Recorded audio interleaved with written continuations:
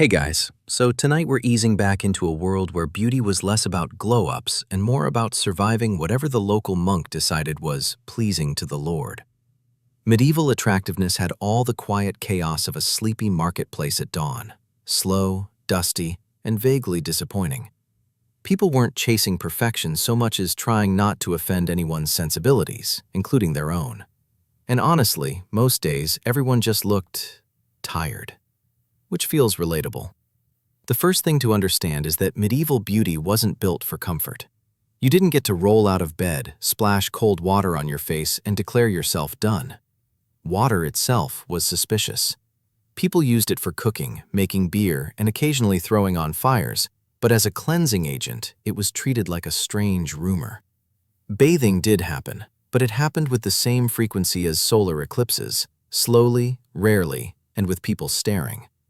So, without easy baths, everyone turned to powders, herbs, and whatever mildly poisonous thing an apothecary promised would brighten the complexion.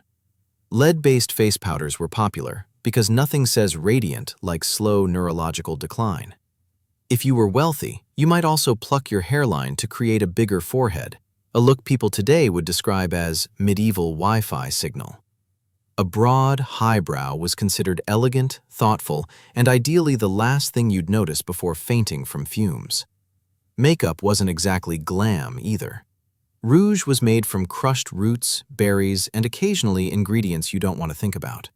Lip color was subtle, not because subtlety was fashionable, but because anything brighter risked making you look sinful, and sin was something people had very limited tolerance for between plagues. And hair. Hair was its own quiet tragedy. Long, modest, and gently tucked away was the ideal. Married women covered theirs, single women kept theirs neat, and men mostly hoped theirs didn't fall out from malnutrition, stress, or extremely questionable medical treatments. Hair oil existed, but it was often just animal fat. Imagine waking up every morning, smoothing your hair down with pig lard, and saying, "Yes, this is my life now." Teeth were another story. The goal wasn't whiteness, just intactness. Sugar wasn't common yet, so cavities were limited, but dentists were also limited, as in non-existent. If a tooth went bad, the local barber yanked it out with the same tool he used to trim your beard. People weren't smiling for paintings because they were stoic. They just had no interest in revealing whatever dental mystery was happening behind the lips. Fashion played into beauty as much as features. Pale skin was the height of elegance, not because it looked good, but because it meant you weren't out in the fields doing all the work. So people powdered themselves into ghost-like softness, walking around like sleep-deprived parchment. And if you were tanned, people simply assumed you had lived a hard life, had seen too much sun, and probably had opinions no one asked for. Body shape expectations were inconsistent. In some eras, roundness meant wealth and health. In others, slimness meant virtue and discipline. But mostly, people were working with what life gave them, which was usually limited food and constant walking. No one was sculpting their body for aesthetic reasons. Their body was sculpted naturally by labor, stress, and whatever bread was available that week. Perfume existed, but was used mostly to mask everything else about daily life. Herbs stuffed into dresses, flowers pinned to sleeves, amulets of scented resin hung around the neck. Everyone walked around smelling like a hopeful attempt to distract from something. And yet, despite all of this, medieval people still cared about looking presentable. They cared about keeping their reputation intact in a village where everyone knew everyone else's business, down to the last broken chicken coop. Grooming wasn't just grooming, it was survival, a social shield, a quiet way of saying, I am doing my best under circumstances that are, honestly, not ideal. If anything, the beauty standards of the Middle Ages remind us that humanity has always wanted to feel a little special, even in a world lit by smoky candles and warmed by questionable fireplaces. Standards were strange, materials were dubious, and everyone was a bit exhausted. But still, people tried. And maybe that's the most comforting thing. Even in centuries filled with plagues, wars, and the quiet misery of wearing wool year-round, people still wanted to look good. Or at least good enough. In the soft glow of lamplight, with dust drifting lazily in the air and a world moving very, very slowly outside, that desire feels oddly timeless. Evening grooming routines were not so much routines as they were gentle negotiations with whatever resources a person had available. There was no such thing as a vanity table with neatly arranged bottles. Instead, people kept a small wooden box with a comb, maybe a shard of polished metal for a mirror, and a few scraps of cloth that had lived far too many lives. You'd sit near the fireplace, letting the glow settle over you, and attempt to make yourself slightly more acceptable before bed. And by acceptable, I mean less likely to frighten the livestock. Combs were often made of bone or wood, carved with uneven teeth that pulled at the hair like they were settling old grudges. People worked through their tangles slowly because rushing just meant pain. If you had long hair, you braided it loosely before sleep so it didn't turn into a single large knot overnight. Pillows were sacks stuffed with hay, and hay has its own personality, mostly hostile, so protecting your hair was just survival. Skincare, meanwhile, consisted of wiping your face with a damp cloth and maybe applying a bit of animal fat if you were feeling luxurious. Nobody was talking about hydration barriers or retinol. You just hoped the fat didn't smell too aggressively and that no one mistook you for a candle.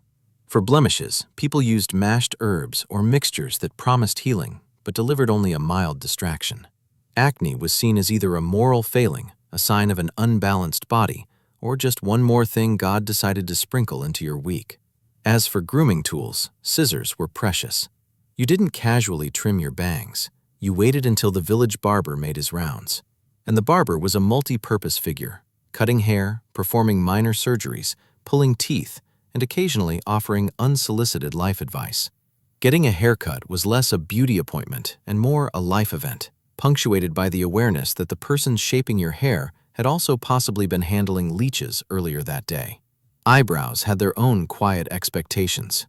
A soft, natural shape was ideal, but again, natural depended on whatever your body felt like producing. Some people lightly singed stray hairs with a heated knife edge, a technique that sounds absolutely unhinged by today's standards, but was considered efficient. The smell was noticeable, but people were used to odd smells. Life itself smelled odd. Clothing also dictated how much any individual feature mattered. Layers were everything. Linen undergarments, wool tunics, cloaks that felt like wearing a mildly damp carpet. Most of what people considered beauty was simply how clean and orderly you appeared inside all those layers. Dirt was normal. Mud was normal. Smelling faintly like your animals was normal. But showing up with your tunic properly tied, your cloak brushed off, and your shoes somewhat intact, that was considered refined. Shoes, by the way, were an ongoing tragedy. Many were just leather stitched together in creative shapes that lasted about as long as a New Year's resolution. Beautiful ankles were occasionally mentioned in romances, but in day-to-day life, people were just trying not to slip in the mud or step on something sharp enough to cause lifelong regret. Even jewelry played a role. A simple brooch or ring signaled status, taste, and whether you owned things that could be lost or stolen. Beauty wasn't just surface, it was a quiet performance of your place in the world. Not too showy, not too shabby, just credible. At night, when houses settled into the soft hum of crackling fires and slow, drowsy voices, people prepared for sleep with the same resigned acceptance they brought to everything else. You changed into a long shirt that doubled as pajamas because owning specialized clothing was a luxury. You checked for lice because everyone had lice. You made sure your hair was tied, and then you slipped under blankets that were heavy, scratchy, and surprisingly comforting. There were no serums, no scented candles, no white noise machines, just the slow dimming of lamplight, the earthy smell of the room, and the knowledge that tomorrow you'd wake up looking exactly the same. But in medieval times, that was enough. Looking consistent was a kind of beauty. Looking alive was a triumph. And as the night settled in, people drifted into sleep knowing their version of attractive was simple, durable, and quietly human. In a world with uneven mirrors and flickering candles, beauty wasn't about perfection, it was about presence. Quiet, imperfect, everyday presence. In the early morning, beauty wasn't something you put on. It was something you tried to locate somewhere under the layers of sleep and whatever your pillow had done to you overnight. Medieval pillows had a special talent for sculpting odd head shapes. You'd wake up with hair that pointed in several directions, each one a reminder that hay is not a cooperative material. People didn't fight it. They just smoothed it down enough to look vaguely human and moved on. Light came slowly through small windows covered with oiled parchment. It softened everything: faces, shadows, even the imperfections that medieval people pretended not to notice in one another. You splashed a little cool water on your face, wincing as if it were an act of bravery. This counted as washing. Most days it was enough. Breakfast wasn't glamorous either. Bread, maybe some leftover pottage, and whatever your household had simmering over the hearth. Beauty standards existed, but so did practicality. No one had time to paint their face when livestock needed feeding, fields needed tending, or the local lord needed impressing.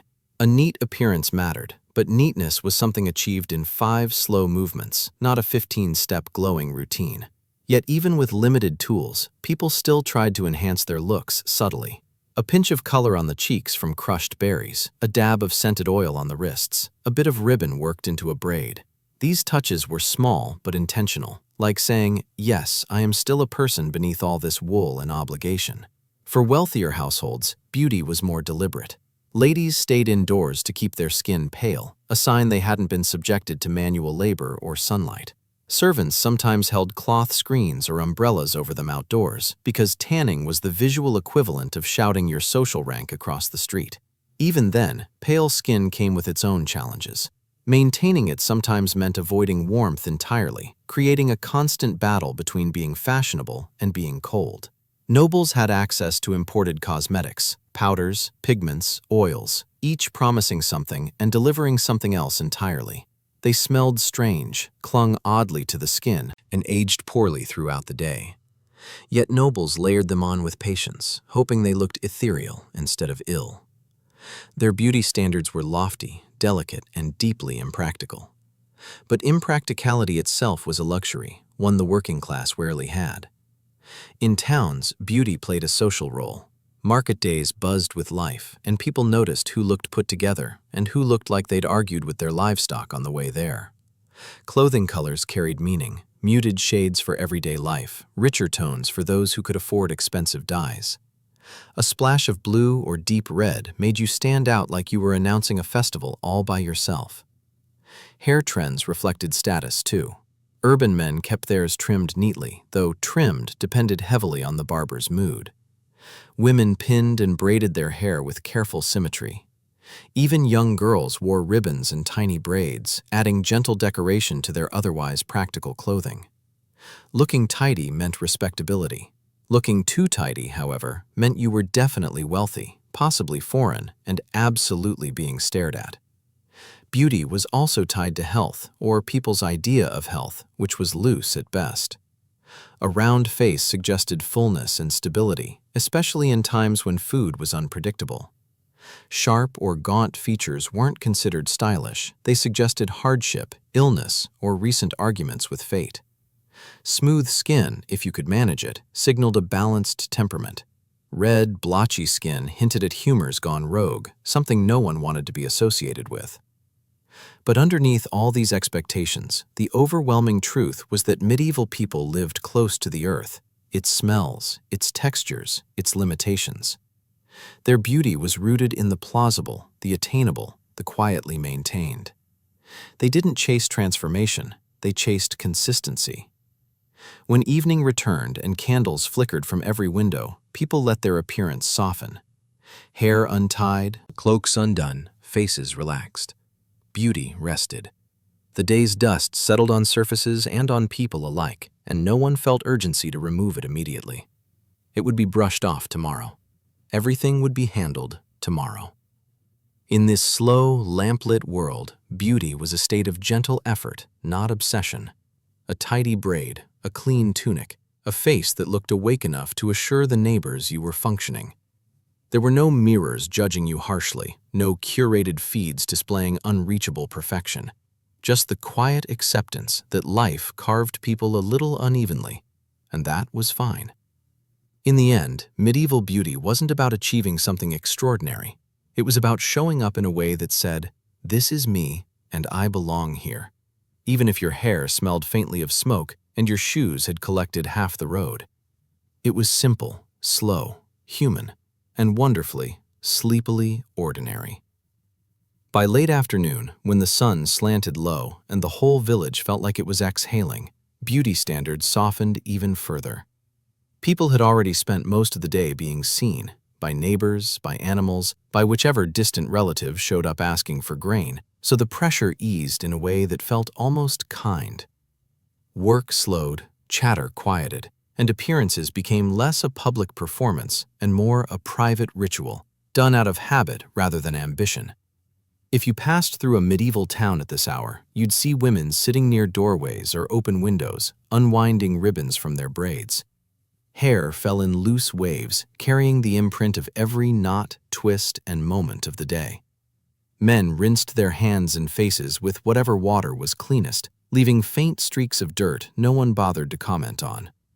Children ran around with hair sticking up like little haystacks, blissfully unaware that any society had ever cared about symmetry.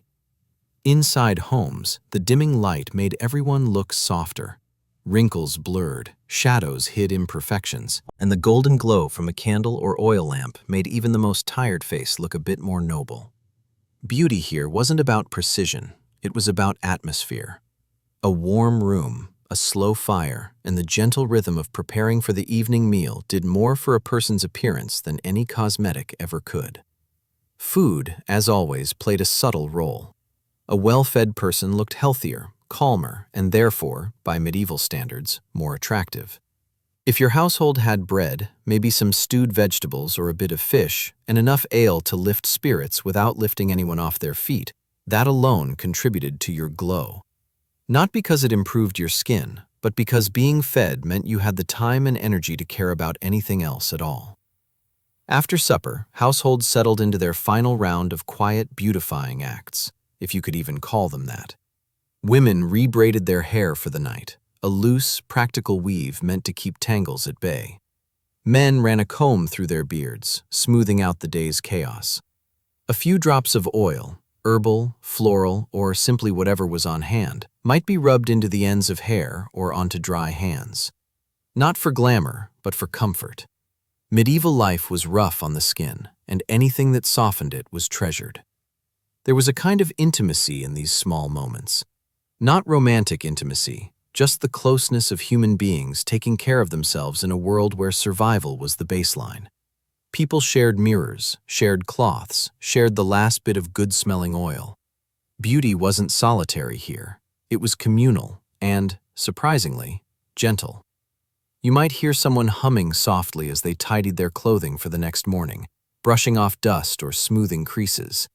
You might see a mother gently braiding her daughter's hair, each motion slow and steady, as if time itself had loosened its grip.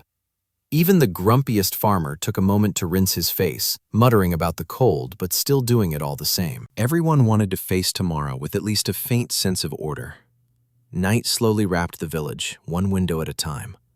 Lanterns dimmed to embers, doors creaked as they closed. Inside, people's final concern wasn't how they looked, but whether they felt settled enough to sleep. The medieval world demanded so much during the day that evenings were the only space where beauty could become something quiet, personal, almost tender. Lying down meant adjusting to the familiar weight of blankets that smelled faintly of wool, smoke, and the outdoors. You'd find a comfortable spot, not easy on a straw mattress, and let the heaviness of the day melt into the soft crackle of the hearth. There were no mirrors to judge the lines on your forehead, no lamps bright enough to reveal the texture of your skin. Just the soft dark, which treated everyone with kindness. And maybe that was the real heart of medieval beauty, the way nighttime gently equalized everyone. Lord, servant, farmer, merchant. Once the lamps were out, each face was just a face again, unbothered, uncritical, human. In the quiet, when the village finally surrendered to sleep, beauty wasn't a standard or a rule or a pressure. It was simply the comfort of existing in your own skin, however weathered it may have been.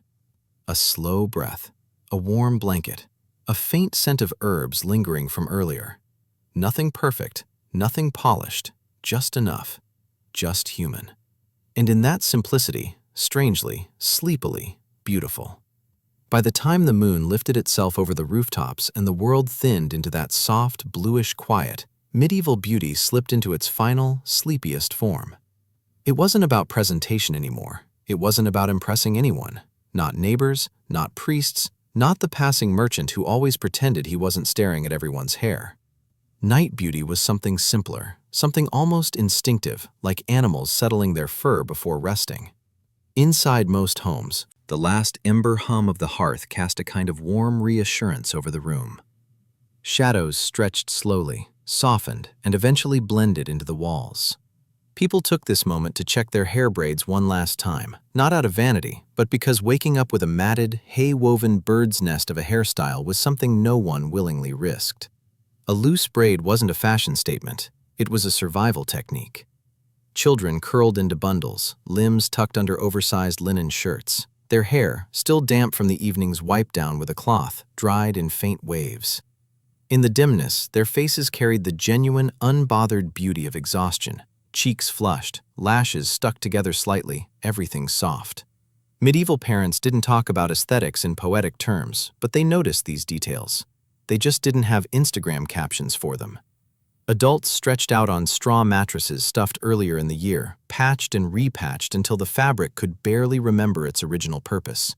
Every mattress carried its own scent profile: earth, dust, wool, whatever herbs had been tucked between the layers to discourage pests, and the faint, smoky perfume of the day. And somehow, that mixture made people feel grounded. Blankets were heavy, woven wool that pressed down just enough to remind you that warmth was precious. Under them, people sank into sleep slowly, as if drifting through layers of gravity. The house quieted. The outside world quieted. Even the animals settled into their stalls, adding their own soft rhythm to the night. If anyone still lingered awake, it was usually someone tending a final candle, pinching the wick shorter, checking that the flame didn't sit too close to anything flammable, or making sure the door was barred. There was comfort in doing things carefully at night. Darkness had a way of amplifying every responsibility, every sound, every thought. So tidiness and beauty met in small gestures, smoothing the blanket, holding a cloak neatly, setting aside tomorrow's garments in a sensible pile. In a world where morning came quickly and work even quicker, these little acts were the closest thing to self-care. There were no perfumes to mist across pillows, but herbs laid in rafters scented the air gently. Lavender wasn't the widely known sleep aid it is now, but fields of other herbs, sage, chamomile, mint, left their trace in the atmosphere. Some households burned them earlier in the evening to clear out stale smells, leaving behind a faint, calming aroma almost by accident. A person lying down in the Middle Ages felt the weight of their own body in a different way.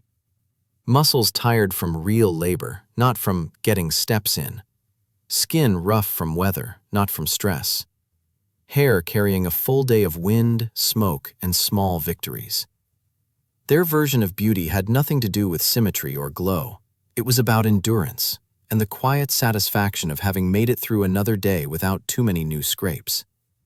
And as they eased toward sleep, their features relaxed until everyone looked vaguely alike. Softened cheeks, half-open lips, breath slow and even.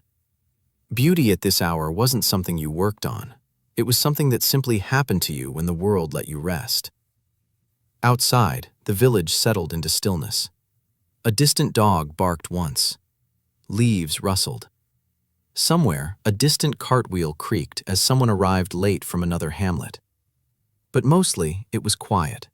True, deep quiet. The kind that makes the heart slow down without permission. In this darkness, medieval beauty felt timeless. Not decorative, not polished, just human, honest. Stripped of daylight expectations and the subtle pressures of society. A face illuminated only by the faintest ember glow looks like every century at once. Humble, mortal, peaceful. And for people who lived in a world of unpredictable weather, uneven food, plagues, superstitions, and obligations, the fact that nighttime could make everyone gently beautiful was a small, consistent miracle. The lamplight faded, the house breathed, and beauty, for once, required nothing but sleep. Sometimes, in the deepest stretch of the night, long after the last candle had been snuffed and even the most restless animals had given up their minor rebellions, medieval beauty took on an almost unintentional poetry. Not the kind poets wrote about in manuscripts, but the kind you only noticed when everything else was tucked away and silent. The kind born from stillness, from imperfection, from the steady truth of being alive in a world that rarely paused.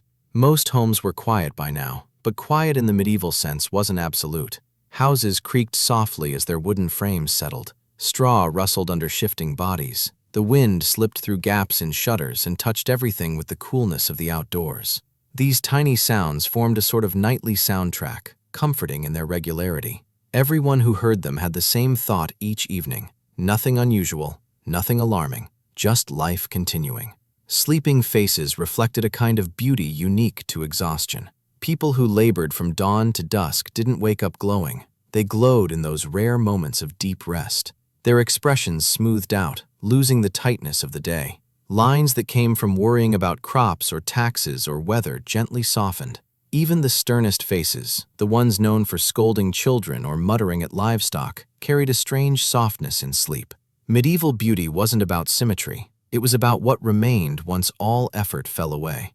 The fire, if still alive at all, was a barely there smudge of orange in the corner of the room. Families often slept near it not for aesthetic warmth, but simply to survive cold nights.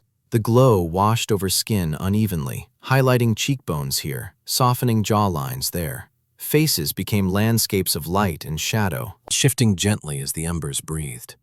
Hair, always a medieval concern, spilled out of loose braids or tied knots. Even the wealthiest noble, maintaining their elaborate daytime coiffure, slept with hair that finally obeyed gravity again. Strands escaped their bindings, curling in the warm air. It wasn't neat, but it was honest. In this hour, nothing demanded neatness. Occasionally, someone murmured in their sleep, a half-formed thought escaping like a drifting cloud. Maybe a memory, maybe a leftover impression from the day, maybe nothing at all. In shared living spaces, where multiple generations often slept together, these murmurs blended into a low, unintelligible lullaby. Medieval families were accustomed to sleeping close, not only because it was warmer, but because space itself was a luxury. The concept of privacy, as we know it today, barely existed. But closeness brought its own kind of beauty, the tender ordinariness of human breathing syncing up in the dark. Even the smallest details, the faint shine on a wool blanket, the outline of a braided cord hanging from a beam, the soft dust resting on a wooden chest, contributed to the serene aesthetic. Everything looked calmer in low light. Everything looked softer. Even clutter became gentle when it wasn't being examined under sunlight. Outside, the world held its own quiet version of beauty. The moon washed over rooftops made of thatch or wooden shingles, turning them into pale silhouettes. Trees stood still, their leaves whispering occasionally. The roads, uneven tracks of dirt, held the day's footprints like fading memories. Every village, no matter how small, seemed to float in the darkness, wrapped in a kind of peaceful suspension. And yet, even in this calm, beauty wasn't something medieval people would have named or sought. They weren't lying awake admiring the ambiance. They were simply living through it, the way people always do. The stillness that feels picturesque to us now was just another night to them. A routine, a necessity, something expected and unremarkable. Maybe that's why it feels so soothing to imagine. Their world was simpler, not because it lacked hardship, but because night didn't demand anything from them. Eventually, the world shifted again. A dog barked somewhere. A rooster, confused or overeager, crowed prematurely. A cartwheel clattered in the distance as someone began an impossibly early journey. These sounds hinted at dawn on the horizon, the quiet beauty of night preparing to hand over the world to the next day. In these last moments before morning, medieval beauty rested in its most fragile form. Not in powders or pigments, not in carefully pinned hair or expensive fabrics, but in breath, in warmth, in the small miracle of bodies at rest. Imperfect bodies, tired bodies, human bodies. And when the first thin line of light crept through a shutter and brushed across sleeping faces, the night's beauty began to dissolve. People stirred, blinked, sighed. Another day began, carrying with it the same expectations, the same routines, the same subtle efforts to appear composed in a world that rarely allowed it. But for a few hours each night, medieval beauty belonged to no one and demanded nothing. It simply existed, quiet and unbothered, in the soft cradle of darkness.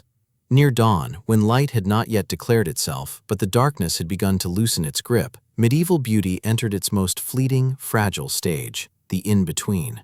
The hour when no one is fully asleep, but no one is fully awake. The hour when breathing shifts, blankets rustle, and consciousness drifts quietly toward the surface like a slow-moving fish rising in a still pond. It was never glamorous, but somehow it was the closest thing the medieval world had to a soft morning glow. Inside each home, the first hints of morning showed not through bright rays, but through temperature. Cold seeped in before light did. It touched faces, crawled through blankets, and settled on exposed hands. People pulled fabric closer around their shoulders without opening their eyes, small instinctive gestures that made everyone look strangely tender, almost childlike for a moment. Eventually, someone shifted enough to break the spell. A long exhale, a stretch, the creaking sound of a wooden bed frame politely announcing that, yes, another day was about to begin. Medieval mornings weren't met with enthusiasm so much as acceptance. People did not spring out of bed. They eased into wakefulness with the same slow patience they used for almost everything. Hair was the first thing to reveal the truth of the night. Even the most carefully braided style had a few rebellious strands. For women, this wasn't a disaster. Slight disarray was normal, even expected. For men, morning hair tended to resemble wind-blown straw sculptures, but again, normal. The medieval world wasn't built for polished presentation at sunrise. It was built for doing what you could with whatever shape your hair had decided to take. Before standing, most people sat quietly for a moment, letting the cold settle around them. Fires had burned low overnight, sometimes to nothing. The faint glow of embers looked like the last heartbeat of the house. Someone, usually whoever woke first, stirred the ashes, added small sticks, and coaxed the flame back to life with patient breaths.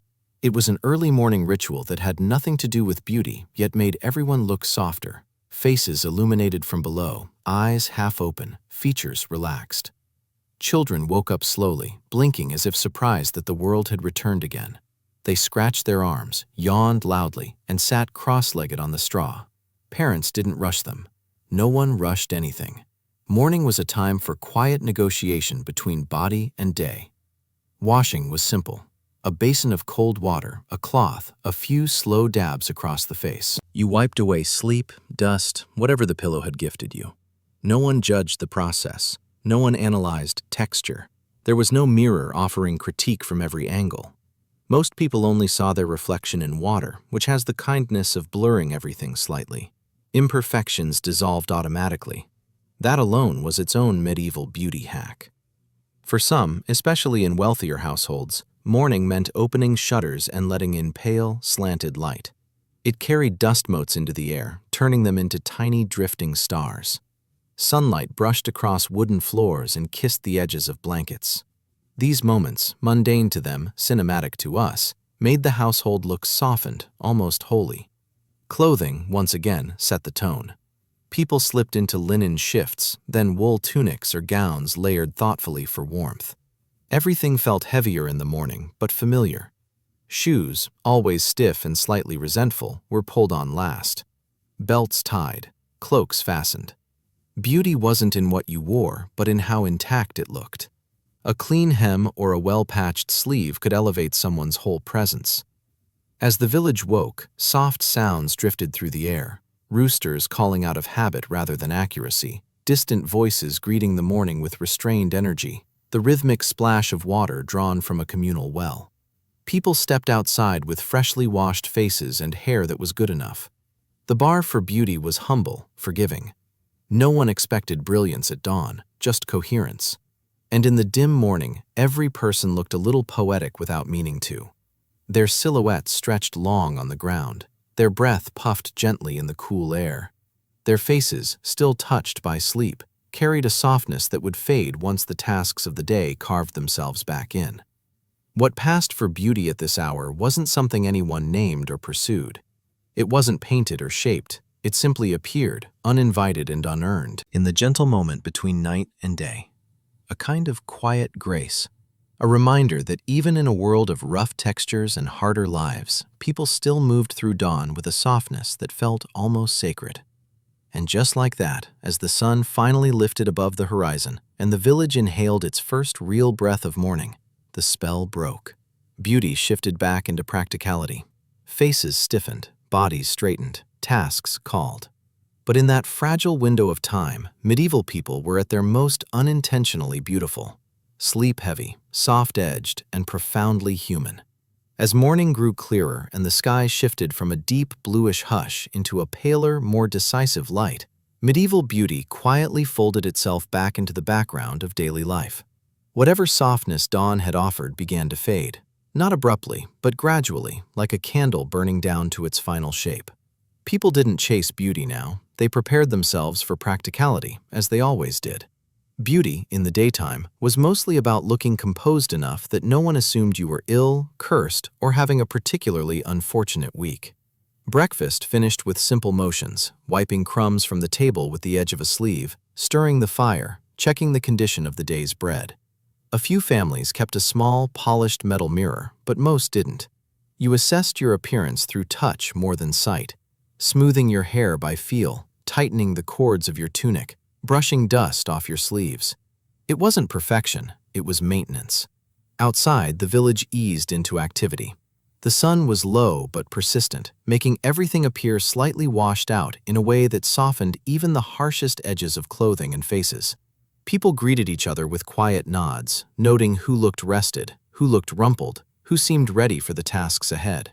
Beauty judgments were never spoken aloud, it wasn't polite, but they drifted through minds silently, the same way you might notice whether someone trimmed their beard or wore a fresh gown today. For women, hair remained the focal point of morning presentation. A neat braid was a sign of order. A carefully pinned veil meant discipline and modesty. Young girls often had their braids redone in the morning, fingers working patiently through tangles that sprang up overnight. Mothers didn't scold. They simply combed, parted, braided, and tied, each motion steady and practiced. The final result wasn't glamorous, but it was tidy, and tidy mattered. Men, on the other hand, dealt with grooming in quick, decisive gestures.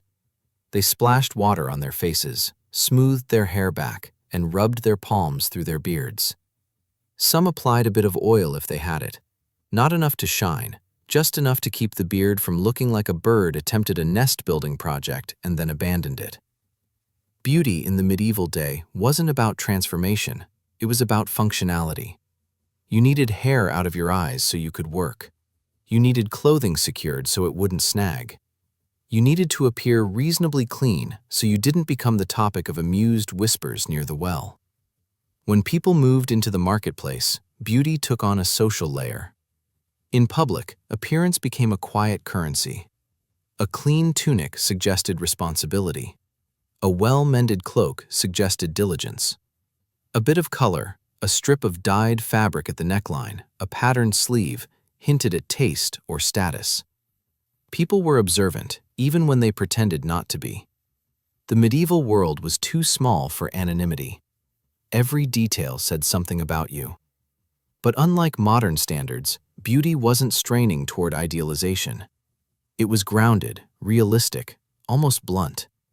Pale skin meant wealth, strong arms meant labor, calloused hands meant reliability. A rounded face meant good harvests. A sharp face sometimes meant bad winters. Beauty and survival overlapped in ways that felt matter-of-fact rather than judgmental. As the morning continued, the village settled into rhythm. Blacksmiths at their forges, women tending hearths or grinding grain, children running errands with uneven enthusiasm. And through it all, beauty existed as a quiet undercurrent, expressed in small things. A braid that stayed neat, a cloak clasped just right, a face washed enough to look awake.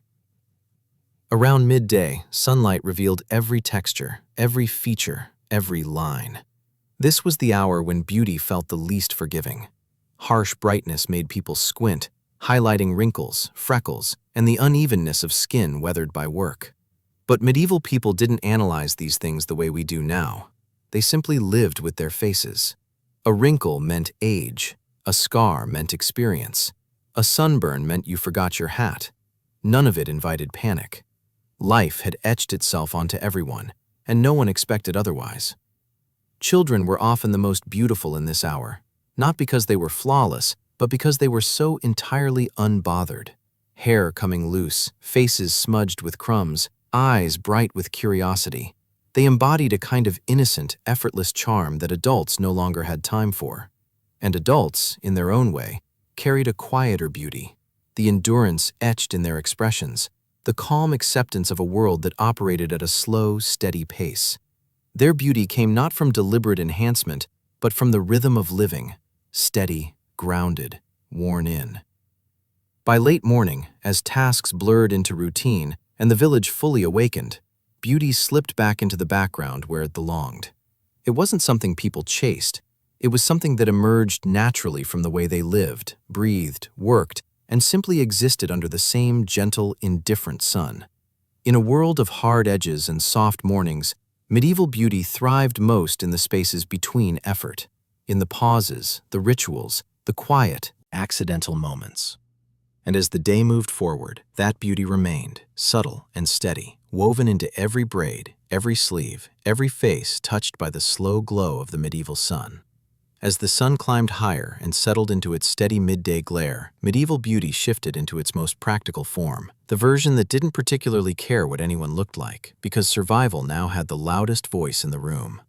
Tasks demanded attention. Animals needed feeding, tools needed sharpening, fields needed walking, bread needed tending.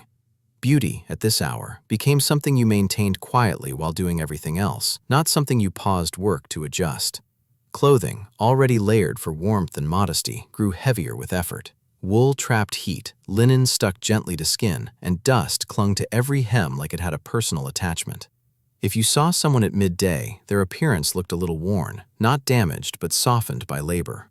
This wasn't considered unattractive. In fact, a slightly flushed face, a few flyaway hairs, and a sheen of effort around the edges signaled that a person was contributing to their household.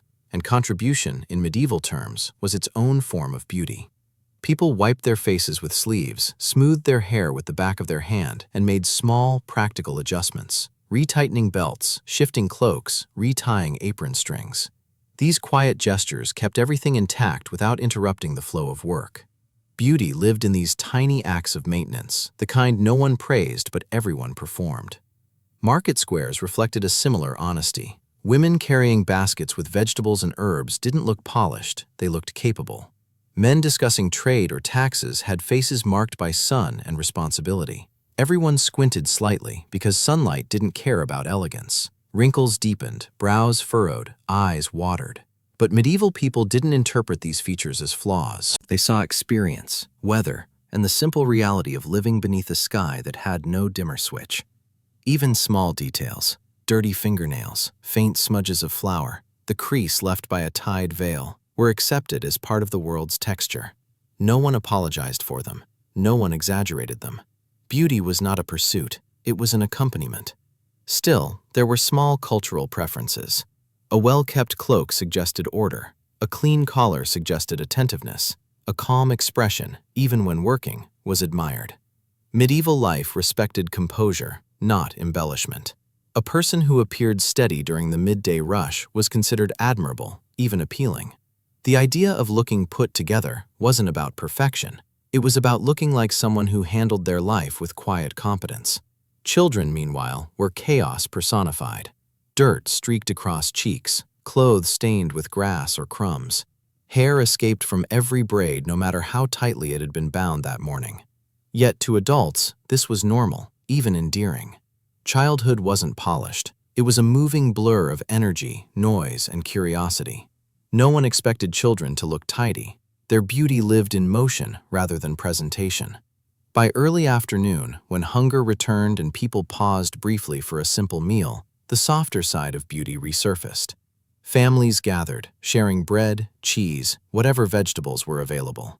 Faces relaxed, shoulders loosened. Sunlight softened as it filtered through doorways and windows, casting a warm, dusty glow on tired features. This was the hour when medieval people looked most human, work-worn but peaceful, hungry but content in the pause. Meals weren't lavish, but they were grounding. Eating together made everyone look calmer, gentler. Even the roughest faces seemed softened by the simple act of chewing slowly in good company. After eating, people often washed their hands and faces again. Another small refresh that didn't transform their appearance, but returned some sense of order. The afternoon hours stretched long and glowing, carrying a quiet fatigue. Beauty in this period wasn't about aesthetics, it was about steadiness. A person who kept the same pace, the same quiet movements, the same patient rhythm appeared admirable. Their presence had a warmth that wasn't polished, but was deeply human. Sunlight dipped slightly, shadows stretched across door frames, and the day began its slow descent toward evening. Work still pressed on, but now everything felt a little softer, a little slower. Hair became looser, clothing a little dustier, faces more relaxed than they'd been at dawn. And strangely, this worn-in look had its own charm. It reflected a day lived properly, fully, without complaint. No one labeled it beautiful, no one discussed it, but there was a quiet dignity in the way medieval people wore their fatigue, with acceptance, not resistance. In a world where life's edges were coarse and days were long, beauty wasn't found in shining surfaces or perfect symmetry. It lived in resilience, in rhythm, in the small ways people carried themselves through hours of work under an unblinking sun. And as the afternoon leaned gently toward evening, that quiet, unspoken beauty remained, steady, humble, unmistakably human. As the afternoon drifted further along, the light began to mellow, no longer harsh, no longer demanding. It wrapped itself around the village in a warmer, more forgiving glow, the kind that made everything look a little softer, even if nothing had actually changed. This was the hour when medieval beauty quietly resurfaced in the edges of things, not because people were trying to look better, but because the world itself was more generous. Shadows lengthened across fields and courtyards, stretching like slow-moving arms. Workers paused occasionally to straighten their backs, wipe sweat from their brows, roll their shoulders. These pauses revealed faces relaxed in rare moments of stillness. A farmer leaning on a hoe looked suddenly statuesque. A woman carrying a basket looked almost serene. A child perched on a fence became the picture of unintentional charm. No one posed, because posing was not a medieval concept, but the quiet, unintentional shapes they formed were beautiful in a way they never named. Moving from task to task, people's hair loosened further. Braids softened around the temples, veils sagged a bit at the edges, hats tilted in ways that suggested a long day. And yet, this looseness carried its own appeal. Nothing in medieval life remained perfectly arranged. Everything shifted with use, with weather, with time. Beauty that could bend and relax was far more realistic than beauty that tried to defy the day. By late afternoon, many households began small preparations for the evening meal. Fires were rekindled, pots set on hooks, vegetables washed in basins of cool water. The scent of herbs, onions, and wood smoke drifted through the air, earthy, comforting, far more reassuring than any perfume. If someone walked into a room at this hour, they would see light hitting the side of a person's face in soft gold, highlighting cheekbones or catching strands of hair. These accidental highlights did more for appearance than any cosmetic ever could. People also tended to talk more in this hour.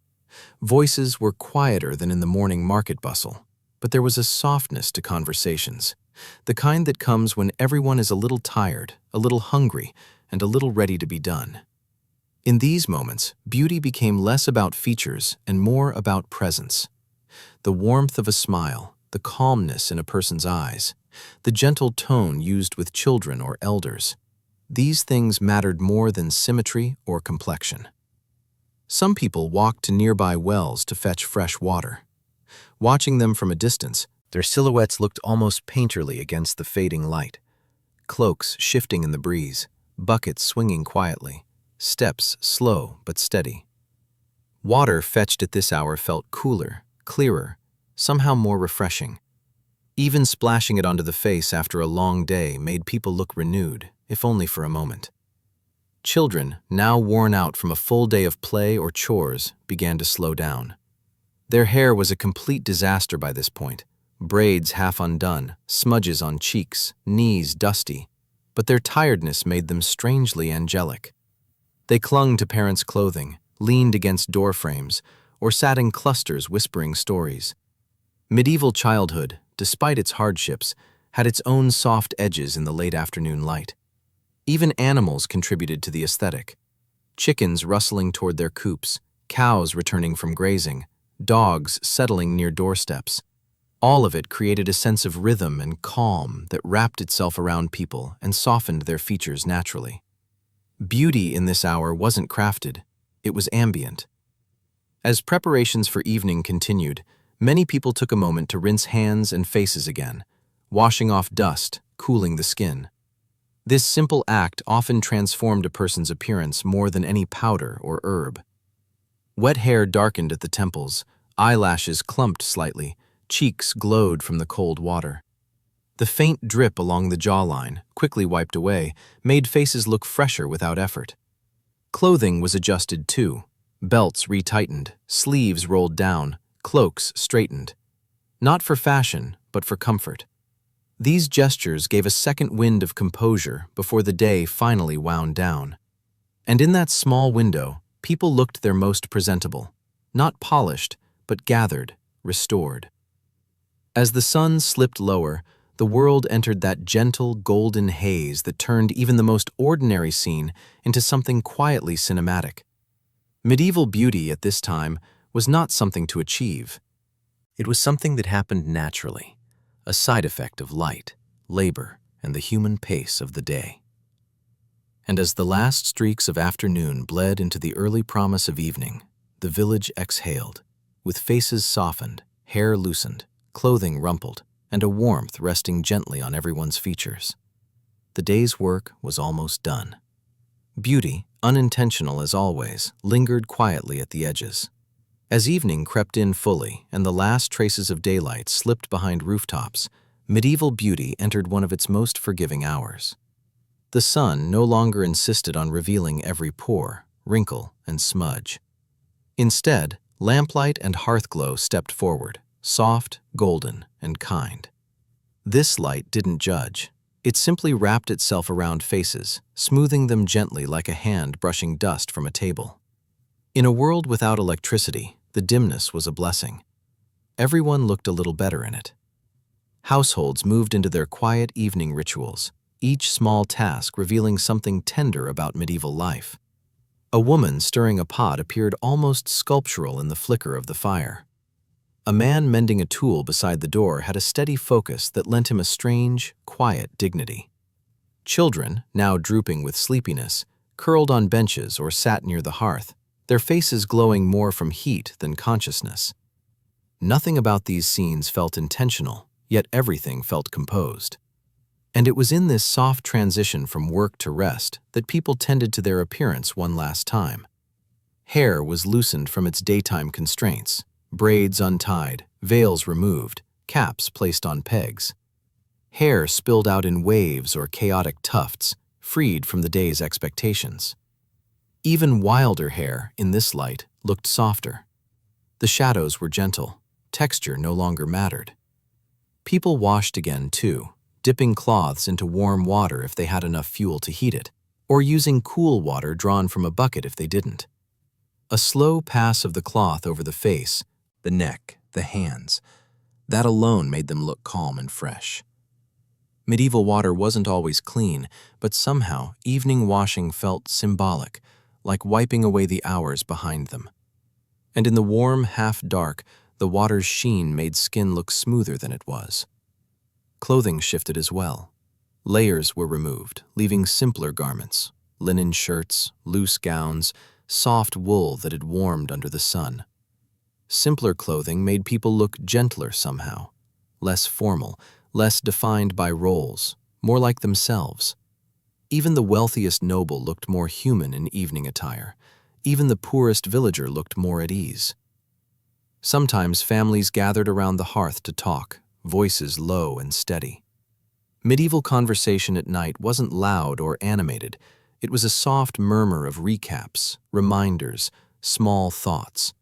The kind of quiet where you don't need to raise your eyes to feel connected. In these moments, beauty had nothing to do with features. It lived in tone, in warmth, in the way people listened. Sometimes someone sang. Just a simple folk tune meant more to pass time than perform. In the flicker of firelight, a singing face looked peaceful, the shadows moving across their features like drifting fabric. Even the roughest voice softened in this hour.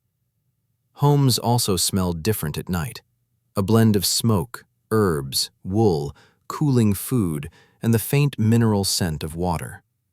These smells weren't luxurious, but they were grounding, creating an atmosphere that made people look more rooted in their surroundings. Beauty was not separate from the environment. It was part of it, shaped by it.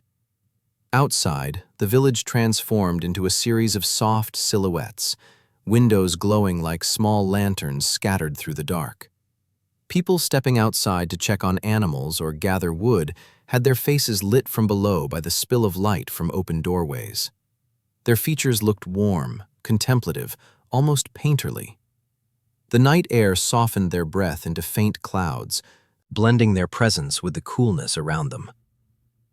As the hour deepened, weariness set into faces in a way that felt honest rather than harsh. Lines of fatigue were gentle, not sharp. Eyes grew rounder, slower to blink. Movements became unhurried. In this state, medieval beauty leaned into vulnerability, not weakness, but the natural surrender to the end of a long day. And slowly, people returned indoors for good. Doors were latched. Wood was stacked near the fire. Cloaks were folded loosely. The final tasks, checking embers, winding yarn, storing tools, were done with the quiet focus of people already halfway to sleep. In this dim, firelit cocoon, medieval beauty was less about how someone looked and more about how someone existed. Softened by light, shaped by routine, held gently by the rhythm of the evening. Nothing polished, nothing forced. Just the slow, subtle unraveling of the day. A kind of beauty that didn't ask to be admired, only witnessed in the quiet before night fully claimed the world. As the evening deepened and the sky outside dissolved into a uniform, velvety darkness, medieval beauty slipped into its last and most intimate form, the version that didn't require an audience at all. This was the hour when the world shrank down to a single room, a handful of voices, and the soft glow of fire and lamplight. In this smaller, gentler world, beauty looked less like something people wore and more like something that settled over them naturally, the way dust settles over a quiet shelf. Inside homes, the final chores of the day slowed to a rhythmic finish. Pots were cleaned with scraps of cloth, water was poured carefully into basins so as not to waste any, and tools were laid out neatly for tomorrow. These tasks were done with a kind of tired precision that gave faces a soft focus, eyes half-lidded, movements measured, expressions loosened. No one looked radiant, but no one looked harsh either. The light softened everything into a mild blur. Children were the first to surrender completely to sleepiness. Some slumped over in place until a parent nudged them toward their sleeping spot. Others crawled closer to the fire, letting the warmth pull them under. Their hair, mussed, tangled, wild, caught small highlights from the flames, turning every strand into a soft thread of gold. In that moment, without effort or intention, they looked almost ethereal, but they weren't trying to be beautiful. They were simply tired. Adults followed at a slower pace. Some still sat near the hearth, finishing small tasks that required hands but not thought, mending a torn hem, carving a tool handle smoother, checking the knots of a rope. These mundane actions, done slowly in dim light, gave a sense of quiet dignity to even the most ordinary gestures. A patch of lamplight on someone's cheek, a flicker catching their eye for a moment, a shadow softening the line of their jaw. These accidental details made every face look gentler. People spoke less and less as the night thickened. The day's chatter fell away, replaced by repetitions of simple phrases: good night, rest well, don't forget the shutter, mind the embers. Voices were soft, almost blurry at the edges. The warmth of the room, the heaviness of bodies, the closeness of family, all of it created an atmosphere where even silence felt kind. If beauty could be measured by comfort, this hour would have been the pinnacle of it. Hair, always such a central part of medieval grooming, was now entirely freed from expectations. Some let it fall loose around their shoulders, others tied it back lazily, not caring if strands escaped. In the dim light, even the roughest, most tangled hair looked softer, like something woven from dusk itself. The imperfections that daylight emphasized, split ends, uneven strands, simply disappeared into the shadows. Faces looked different too, without the downward pull of sunlight, without the scrutiny of work, without the sharpness of cold wind or stress. Features relaxed into their natural shapes, lines smoothed, eyes softened, mouths rested. Even someone who looked stern during the day often looked unexpectedly gentle at night, their expression unguarded in a way they never allowed themselves in public. Medieval beauty was always at its most honest when no one was trying. The ambient sounds of the night added their own layer of calm. The low crackle of the fire, the occasional pop of resin inside the wood, the quiet rustle of straw as someone shifted on their bedding. Outside, wind nudged the shutters, and once in a while, a distant animal made a soft sound. Nothing alarming, just the world reminding everyone it was still there. Eventually, people lay down on their straw mattresses, pulling blankets up to their chins. These blankets were heavy, scratchy, uneven, but familiar. Familiarity softened roughness. As people settled in, the fire dimmed further, turning from orange to ember red, casting faint shadows that barely moved. In this near darkness, every face looked calmer than it had all day. Breathing became the main sound in the room, steady, slow, a quiet chorus of human presence. In that chorus, there was a strange sort of beauty, not visual but atmospheric. A beauty made of warmth, closeness, belonging. A beauty born not from powders or oils, but from rest after labor, safety after chaos, stillness after movement. And as sleep finally drew everyone under, gently, inevitably, medieval beauty dissolved into its purest form, peacefulness. Not perfection, not spectacle, just the soft, unchanged fact of being human, resting in the glow of a fading fire, under a roof that held the night at bay. In that final quiet, nothing needed improving, nothing needed polishing. The day was over, and in the humble silence that followed, beauty didn't disappear, it simply settled, like dust, into everything. By the time night settled fully and the last ember dimmed into a dull, pulsing glow, the medieval world had entered its most vulnerable moment, a moment so still that even the air felt cautious not to disturb it. And in that stillness, beauty became something deeper than appearance, something woven into breath, shadow, and the quiet endurance of another day completed. The room, now lit only by the faintest orange memory of the fire, softened into a kind of darkness that wasn't frightening so much as enveloping. Shapes blurred together, edges dissolved, the imperfections of walls, faces, clothing, they all drifted into a gentle sameness. This was the kindest light of all, the one that erased anything that might have caused self-consciousness in daylight.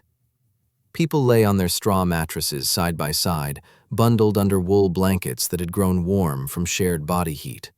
It was the only time of day when no one's posture was tense, no one's expression was guarded, and no one had to perform the quiet social work of appearing put together.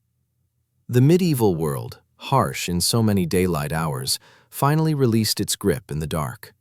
Hair, freed entirely from ribbons and braids, spread across pillows in soft, uneven waves. Loose strands framed faces gently, drifting with each quiet exhale. Even someone who had spent the day sweaty, dusty, or stern now looked peacefully unmade. Children, with their cheeks flushed from sleep, curled instinctively toward warmth, toward siblings, parents, even pets. Their breathing was shallow and rhythmic, like the rustle of tiny bellows. Adults slept more heavily, their exhaustion swallowing them whole. Mouths fell slightly open, shoulders loosened. Hands that had worked tools, stirred pots, carried baskets, or tended animals now rested in open, slack shapes, fingers relaxed after hours of labor. These were the hands that defined medieval life, calloused, strong, cracked at the knuckles, and yet in sleep they looked almost delicate. Every few minutes someone shifted, causing a slow ripple across the bedding, straw compressing quietly beneath them. The sound was faint, almost soothing. Medieval beds creaked, but lightly, wood responding to weight, to movement, to the soft negotiation of bodies finding better angles. No one woke fully. The sounds were familiar, expected, part of the night's landscape. Outside, the village had gone completely still. No late carts rattled through, no distant market voices carried on the wind. Even the animals had settled. The only sounds were the occasional sigh of wind against thatched roofs and the low, intermittent murmur of livestock shifting in their sleep. Anyone awake enough to notice might have felt the world holding its breath. Inside, the darkness thickened until faces became little more than outlines. But even these outlines seemed gentle. The slope of a cheek, the curve of a brow, the soft roundness of a shoulder beneath a blanket. Beauty here was not something people saw. It was something they existed inside, a softness shaped by weariness, closeness, and the forgiving nature of the night. Occasionally, a fire popped sharply, startling no one. The sound was too familiar to be alarming. Someone might pull the blanket higher, tuck an arm beneath their head, or sigh more deeply. Each tiny motion returned them to stillness as naturally as a wave returning to shore. In these hours before dawn, medieval beauty lived in the quiet miracle of survival. Every sleeper in the room had endured another day, weather, work, fatigue, all of it, and now lay in a fragile peace. Their bodies, worn but resilient, rested in poses that felt older than history itself. The vulnerability of sleep, shared by everyone in the room, created a silent bond, a unity that belonged only to night.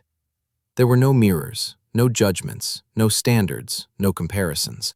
Just breath and warmth and rest. The world outside could be chaotic, unfair, unpredictable. But here, for a few hours, everything was equalized. Beauty was simply the humanness of being alive and allowed to rest. And somewhere in the middle of that dark, silent stretch, just before sleep deepened into its heaviest form, there was a brief, unspoken contentment. A sense that for now, the world was quiet enough, that the day had been enough, that the night, in its gentle forgetfulness, was enough too. Nothing more was needed, nothing more was asked. Medieval beauty, in these final hours, didn't shine, it breathed. In the darkest reach of the night, when even the embers had surrendered to a soft, gray stillness, the medieval home drifted into a silence so complete it felt almost suspended in time. This was the hour when nothing moved unless it absolutely had to, when sleep became something deeper than rest, almost a retreat, a drifting away from the demands of daylight into a space where the world asked nothing of you at all. Breathing was the dominant sound now, slow, steady, layered. Each sleeper's rhythm blended with the next until the entire room seemed to inhale and exhale as a single, unified body. These breaths carried warmth through the cool air, softening it, thickening it into something almost tangible.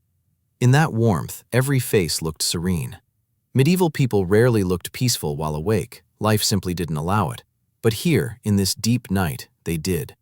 The faint glow that remained in the hearth was no longer a flame, but a suggestion of one, a handful of embers resting in their own quiet light. Their dimness was enough to sketch faint outlines on the room's walls, the curve of a wooden beam, the edge of a chest, the shape of a discarded cloak. Nothing had sharp edges in this hour. Shadows blended with objects, and objects blended with the dark. The people themselves were reduced to silhouettes, rounded, gentle forms beneath blankets. The day's fatigue, etched into muscles and joints, was now invisible. Even the lines on their foreheads, the tension around their eyes, the tightness in their mouths had vanished. In the absence of stress, their features softened into something younger, something more timeless. Sleep blurs identity slightly. In this light, everyone looked like a softened version of themselves. Occasionally, someone murmured, an unclear fragment of a dream, a thought surfacing and dissolving again. These murmurs punctuated the night like distant ripples on a still pond. No one stirred at them. They were part of the night's natural fabric, familiar and harmless. A few animals rested close by, depending on the household's size and arrangement. A dog nestled near the hearth twitched in its sleep, paws faintly moving as if chasing something in a dream. A cat shifted in a curled ball, tail flicking once before settling again. Their quiet presence added another layer of warmth to the room, the shared instinct of all living things to gather close in the cold hours. Outside, the village remained a quiet constellation of dark silhouettes, huts, cottages, barns, each one holding its own pocket of sleeping life. The night sky stretched above them, heavy with stars that medieval people knew intimately. Without the interruption of modern lights, the heavens were a bright, sprawling map. But no one inside the homes saw it now. They were cocooned in darkness, protected by thatch and timber, unaware of the sky's watchful calm. A faint draft whispered through gaps in the shutters, brushing across the room with a cool touch. Some sleepers instinctively shifted deeper under their blankets. The draft stirred the hanging herbs by the rafters, dried sage, lavender, mint, releasing a faint, earthy scent. In daylight, these herbs were tools or remedies. At night, they became part of the atmosphere, blending with the smell of wool, wood smoke, and sleep. This hour before dawn was a threshold. Not morning yet, but not fully night either. Time felt slower here, as if the universe were pausing before turning the page. Medieval people, without clocks, felt this shift in their bones. Their bodies recognized it long before their eyes opened. This tiny shift in darkness, this almost imperceptible change in temperature. Someone took a deeper breath. Another shifted slightly. The room wasn't waking up yet, but it was preparing, in the quiet way living things do. If beauty existed at all in medieval life, it lived most clearly here, in the gentleness of exhaustion, in the softness of unguarded faces, in the unity of a family breathing the same cool air in the same fragile dark. And as the night held its final, long breath before dawn, that beauty lingered, not seen, not spoken, but present. A beauty shaped not by appearance, but by rest, by peace, by the rare softness that life allowed only in these deepest hours. Soon, morning would come. Fires would be rekindled, water would be fetched. Work would rise its head again with the same quiet authority it always carried. Beauty would shift back into its daylight form, humble, practical, unromantic. But for now, for this final, suspended moment before dawn, beauty was simply this: a room full of sleepers, a quiet house breathing, a night that held everyone gently, without asking anything in return. In those final moments before dawn, when darkness thinned just enough to suggest a change, but not enough to reveal anything clearly, the medieval home existed in a kind of hushed anticipation. Not awake, not asleep, just drifting. This was the hour when the world felt the calmest, a soft pause before the mechanism of daily life began to turn again. And in that pause, beauty became almost invisible, not because it disappeared, but because it blended so completely into the quiet that you didn't notice it unless you were looking for it. The air had cooled noticeably. Even without windows opened, you could feel the night slipping away, replaced by a faint crispness that hinted at the coming morning. Blankets rustled as bodies instinctively pulled them higher, chasing warmth without waking. In this darkness, you couldn't distinguish one sleeper from another very well. They were shapes, outlines, small hills of wool and linen. But each shape carried a story of the day before: fatigue, labor, laughter, disappointment. And now all those stories were flattened into the same gentle rise and fall of breath. The hearth, long past its brightest hours, still held a few stubborn embers. They pulsed like quiet red eyes in the corner of the room, small but persistent. Each pulse cast the faintest shimmer against the walls, revealing rough surfaces softened by shadow. The flicker touched a ceramic jug, a wooden ladle, a stack of folded cloth. These objects, so ordinary in the day, now looked softened, almost shy. Medieval life produced very little that was ornamental, but night made even the plainest things look tender. Someone shifted slightly, turning onto their back. The movement created a small ripple through the straw mattress, the faint sound of stalks brushing against one another. These tiny sounds filled the room with a sense of presence, subtle reminders that everyone inside was alive, tucked safely within the fragile circle of warmth and walls. If a child stirred, it was usually with a soft mumble or a half-formed sigh. Children slept deeply when they could, their dreams shaped by stories heard at the hearth, by the rhythm of chores, by glimpses of the world beyond the door. Their hair, messy, soft, uncombed, framed their faces like loose halos.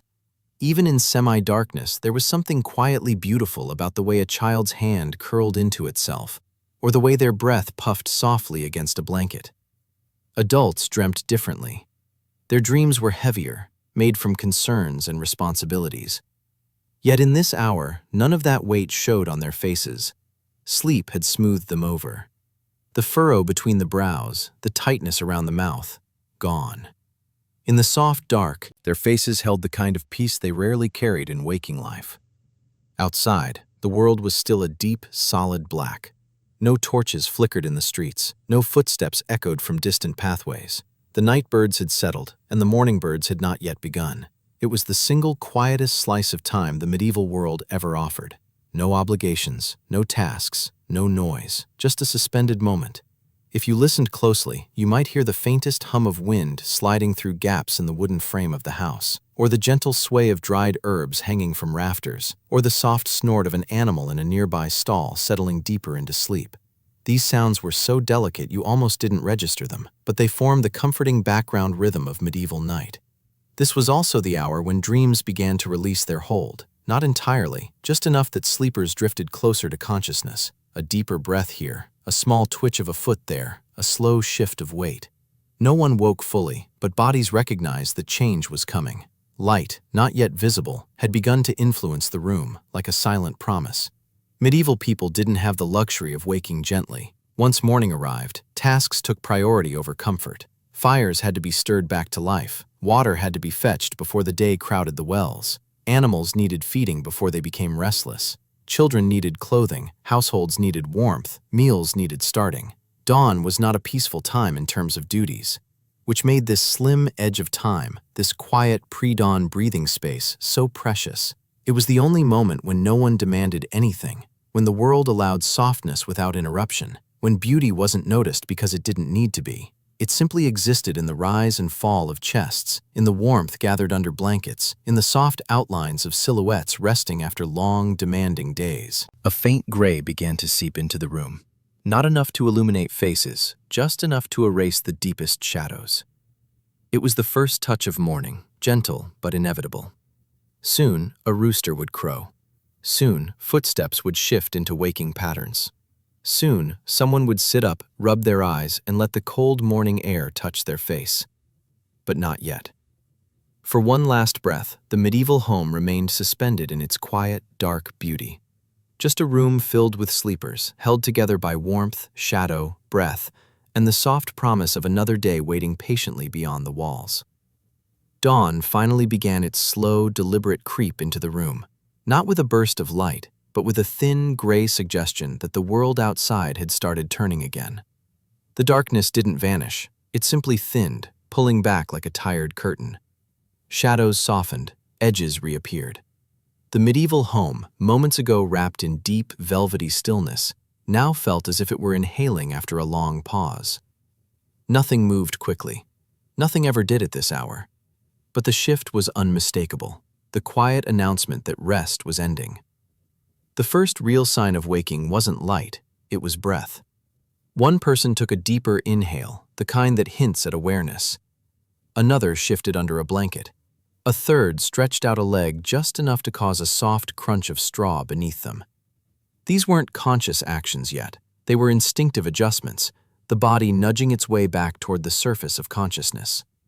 In the half-light, faces began to regain their details, though still softened by the lingering dimness. You could make out the gentle curve of a cheek, the faint line of a nose, the messy outlines of hair that had rebelled during the night. No one looked polished. They looked real, unfiltered, unposed, softened by sleep in a way daytime never allowed. Children were often the first to transition into full waking, though not always into movement. A child's eyes might blink open slowly, staring at nothing in particular while still caught between dreaming and mourning. Their hair, tousled from shifting on straw, stood at uneven angles, giving them a kind of small, rumpled charm. They didn't speak yet. They simply lay still, adjusting to the thin new daylight.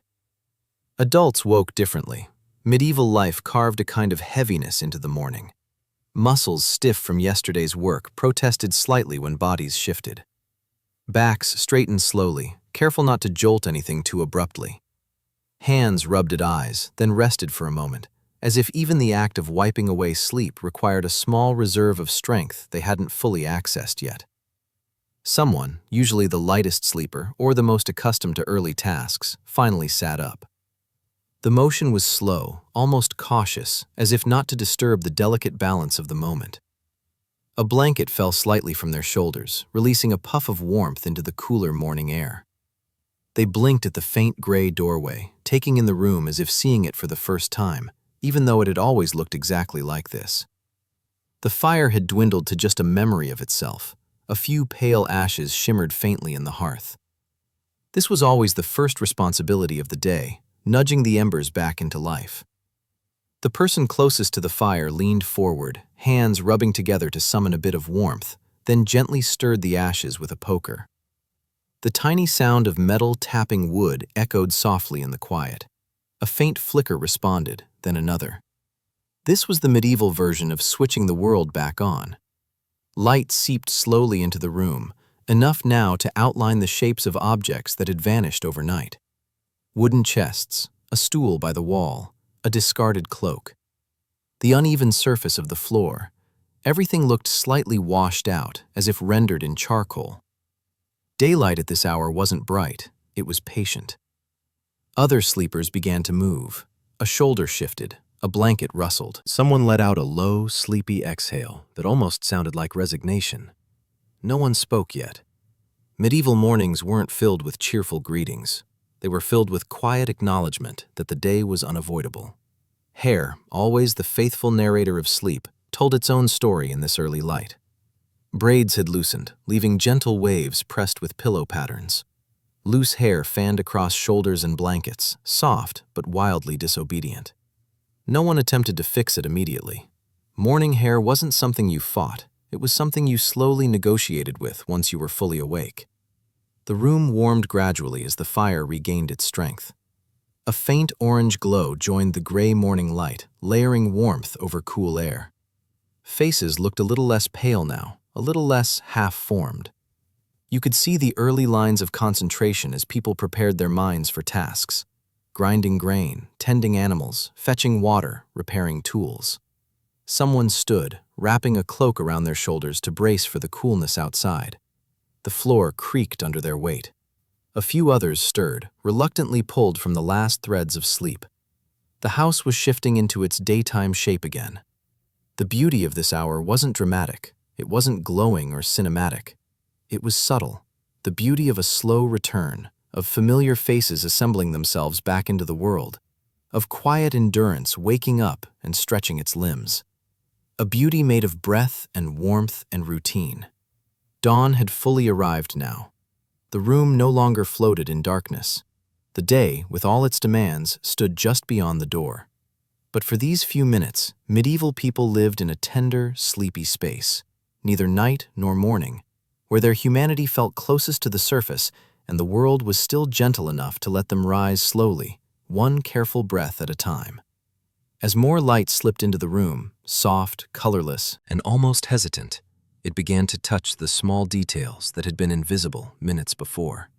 The edges of blankets, the curve of a wooden bowl, the faint impressions left in the straw by a night of shifting bodies. Medieval morning didn't arrive with brightness.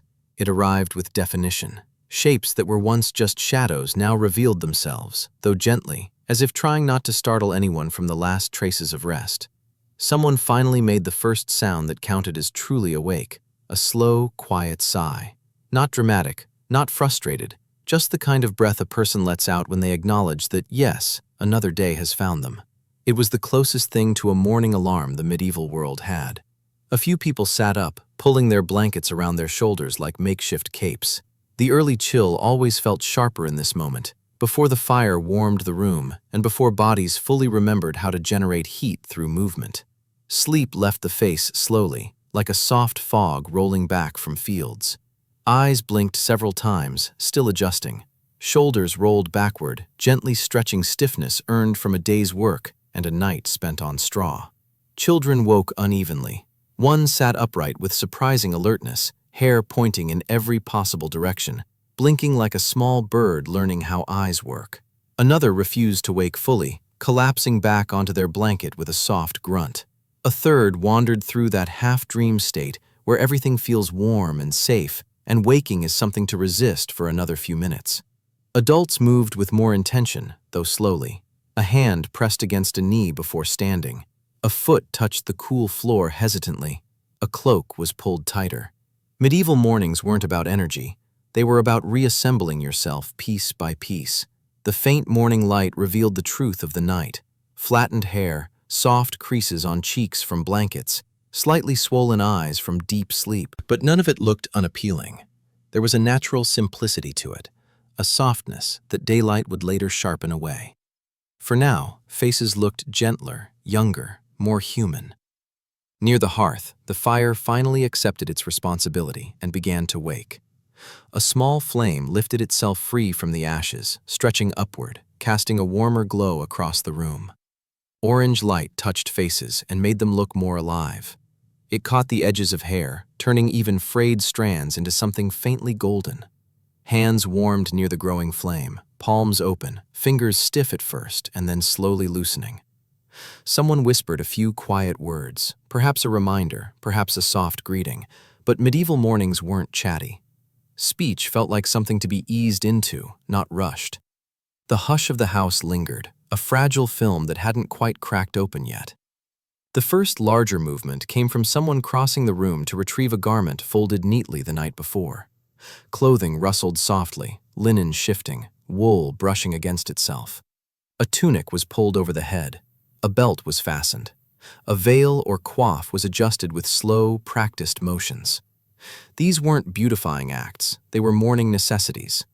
But in their quietness, they carried their own kind of grace. As each person dressed, the room gradually filled with small sounds, fabric sliding, footsteps crossing the floor, the faint clink of a metal clasp. It was like a chorus assembling itself from silence, each sound adding another layer of mourning into the world. Outside, the first true hint of color seeped into the sky, pale, diluted, barely noticeable unless you stared. But even without looking, the people inside could feel it. Dawn had arrived properly now. The air shifted, the silence loosened, the world woke. Someone opened the shutters, just enough to let in more light. Cool air rushed in immediately, carrying smells of damp earth, distant smoke, and the faint sweetness of morning dew. The sudden brightness made a few people squint, touching their faces instinctively. But after a moment they adjusted. Morning had announced itself. Now fully visible, the medieval home looked different, less dreamy, more real. Faces regained their daytime structure, lines reappeared, expressions settled into familiar shapes. Children's hair was finally addressed, smoothed or braided or tied. Adults splashed water on their faces, wiping away the last traces of sleep. The softness of night remained briefly, but it thinned with every new movement, every new sound. Tasks whispered their reminders, bread to prepare, animals to tend, water to draw, tools to ready. And slowly, the room shifted from a shelter of warmth into a place of purpose. But even as the day took over, traces of the night's beauty lingered, a faint calm in the eyes, a softness in the way hands moved, a memory of having rested fully for just a little while. It wouldn't last. It never did. But in those first few minutes of light, medieval beauty existed in its quietest, most human form, unadorned, unhurried, hovering gently between waking and working, like the last thread of a dream you can still feel but can no longer hold. As the morning continued to gather itself, the room shifted from a place of warmth and sleep into a space preparing for activity. But it didn't happen quickly. Medieval mornings were slow by necessity, bodies adjusting, fire strengthening, light growing inch by inch. People didn't spring into motion, they moved with the quiet reluctance of those who had slept deeply and now had to return to the rhythm of the day. The first act that resembled true purpose came when someone reached for the water basin. The cold splash on their face created a soft gasp, a small shock to the system, but one they welcomed. The droplets clung to their cheeks and eyelashes, catching the new morning light.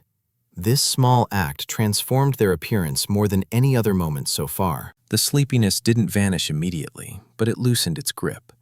Their features sharpened slightly, their eyes opened fully, and their postures straightened as if the day had finally found them. Others followed, wiping their faces with cloths dipped into the basin or waiting patiently for their turn at a bucket of fresh water brought inside the night before. These rituals weren't glamorous, but they were grounding.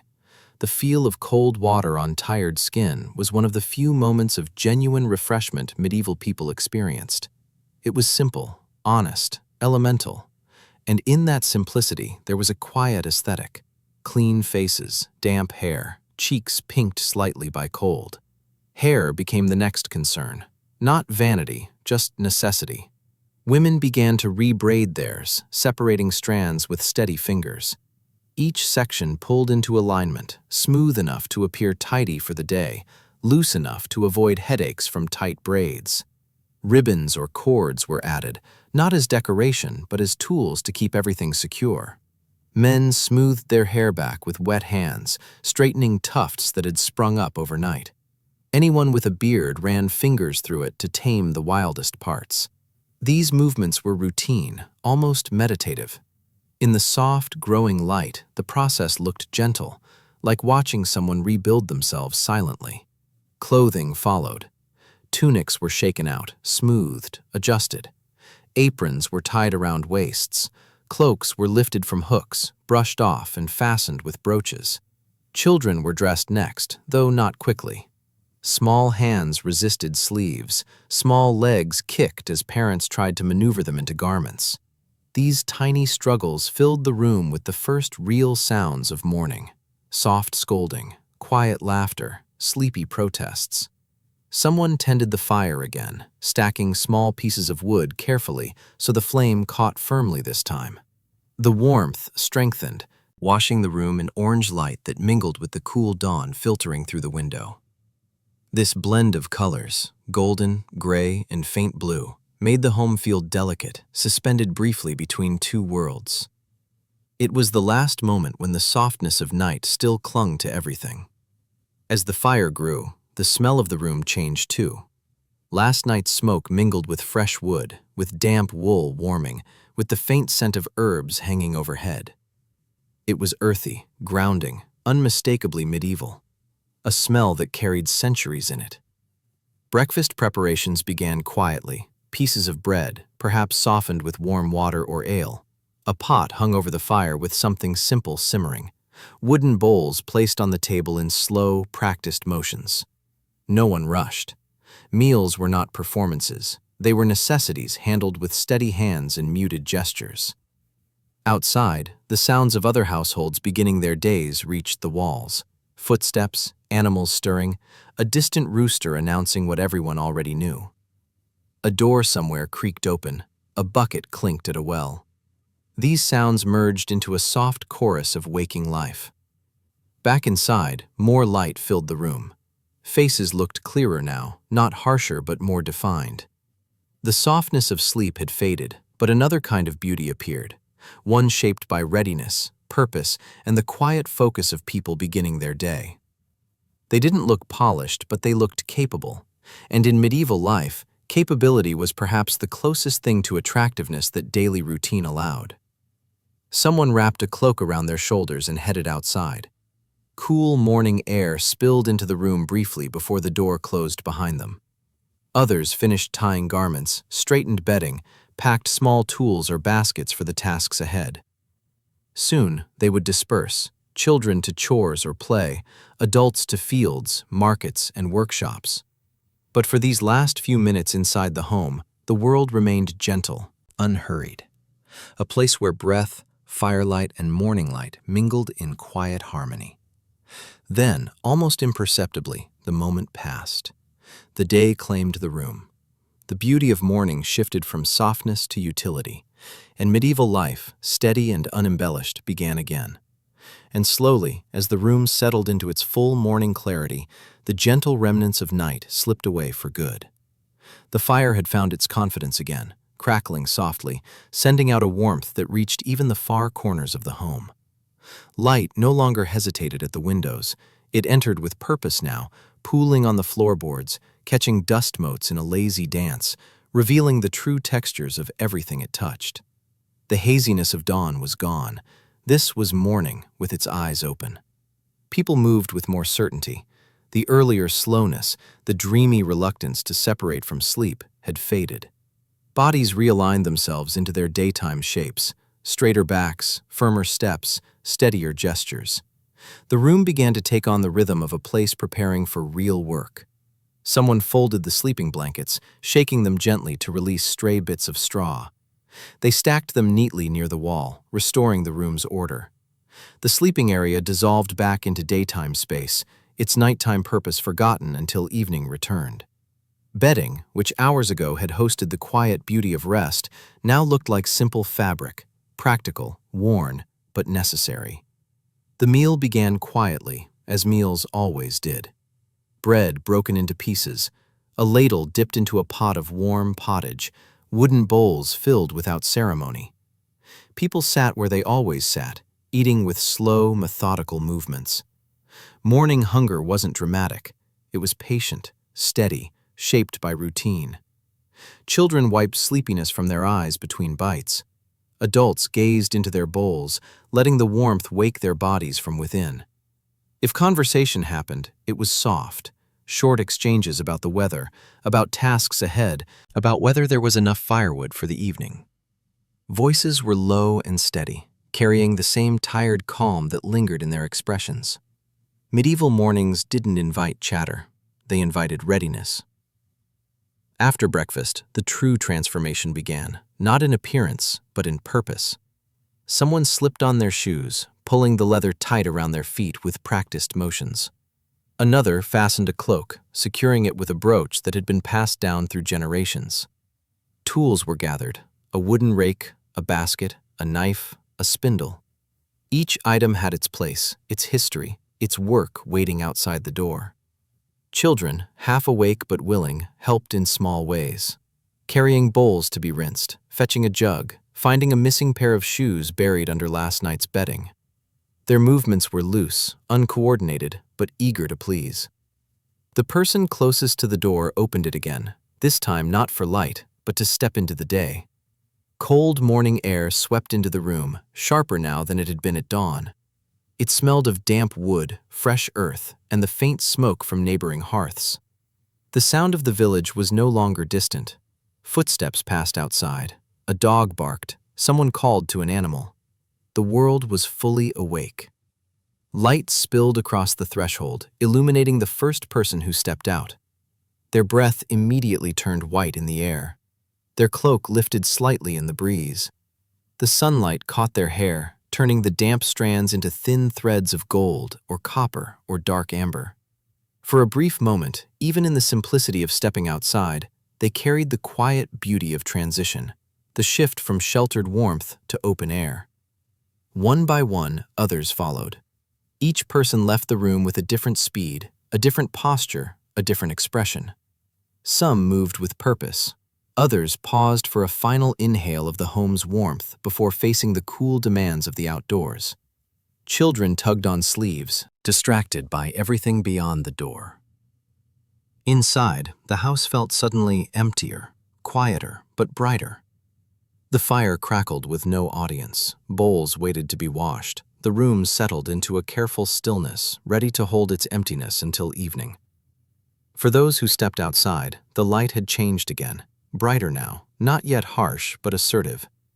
It carved clear lines across their faces, bringing out details softened by the night. The small creases near the eyes, the roughness of skin shaped by weather, the steady set of the jaw. This wasn't the beauty of nighttime softness or dawn's sleepy glow. It was the honest beauty of a person ready to meet their day. Medieval work didn't wait. Fields beckoned, markets stirred, animals shifted in their pens. Tools needed hands, paths needed walking. The world, slow as it was, still demanded attention.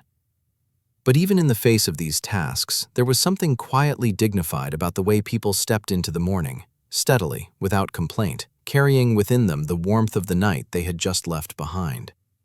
The home behind them glowed softly in the growing light, promising shelter when the day's work was done. And as they walked further into the morning, the beauty of night softened into memory, replaced by the grounded strength of people who lived simply, worked steadily, and carried a quiet resilience that no amount of light could wash away. By the time the morning light had truly settled, no longer pale and tentative, but warm enough to soften the chill without yet burning away the calm, the medieval village began to stretch itself awake in full. The quiet interior of the home, now half empty with most of its occupants already outside, took on a new kind of stillness. Not the deep, heavy quiet of night, but a gentle, lingering pause, like the breath between two notes in a slow song. Inside, the fire crackled with renewed confidence, flames rising just high enough to brighten the wooden beams overhead. The smell of warmed wool and lingering smoke drifted through the air. Someone still lingered indoors, an older family member perhaps, or someone assigned to the first household chores of the day.